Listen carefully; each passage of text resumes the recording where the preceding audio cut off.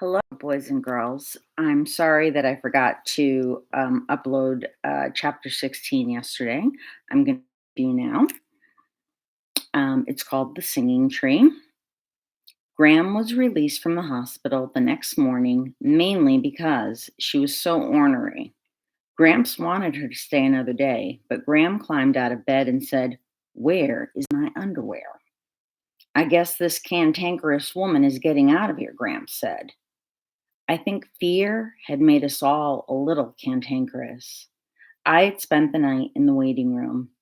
Gramps offered to get me a motel room, but I was afraid that if I left the hospital, I would never see Graham again. The boy we had met at the river curled up in an armchair, but I don't think he slept either. Once he used the telephone.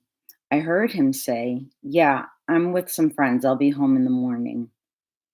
The boy woke me up at 6 o'clock and said Graham was much better. Yay! He handed me a piece of paper.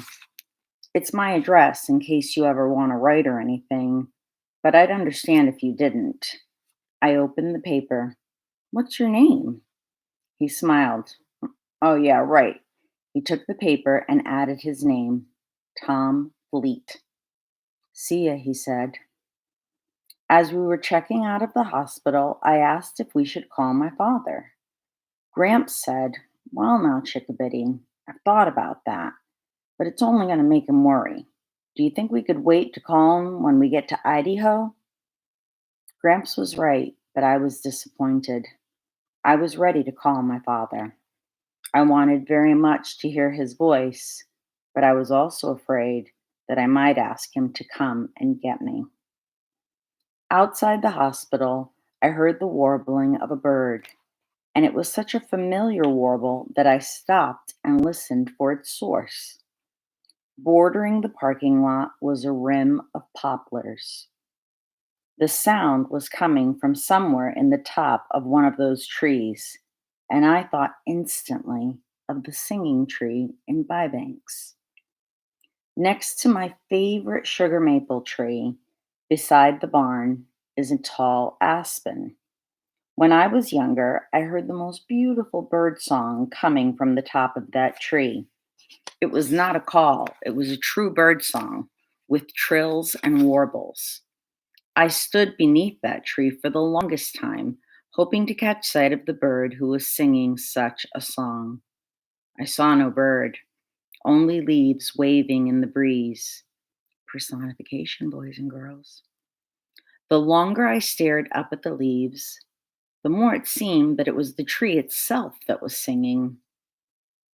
Every time I passed that tree, I stopped and listened. Sometimes it sang, sometimes it did not, but from then on, it was always the singing tree. The morning after my father learned that my mother was not coming back, he left for Lewiston, Idaho. Graham and Gramps came to stay with me. I had pleaded to go along, but my father said he didn't think I should have to go through that. That day, I climbed up into the maple and watched the singing tree, waiting for it to sing. I stayed there all day and on into the early evening. It did not sing. At dusk, Gramps placed 3 sleeping bags at the foot of the tree, and he, Graham, and I slept there all night. The tree did not sing. In the hospital parking lot, Graham heard the song too. "Oh, Salamanca," she said, "a singing tree." She pulled at Gramps' sleeve. It's a good sign, don't you think? As we swept on across South Dakota toward the Badlands, the whispers no longer said, "Hurry, hurry, hurry," or "Rush, rush, rush." They now said, "Slow down, slow down." I could not figure this out. It seemed some sort of warning, but I did not have too much time to think about it as I was busy telling about Phoebe. And that's the end of chapter 16. So we learned that Graham recovered. Yay. We also have a memory moment where Sal tells us about the singing tree back in Bybanks and how important it was to her. And Graham hears it and thinks that it's a good sign. But then the whispers that Sal's been hearing, they say slow down now instead of rush, rush, rush. And she doesn't know what to make of it.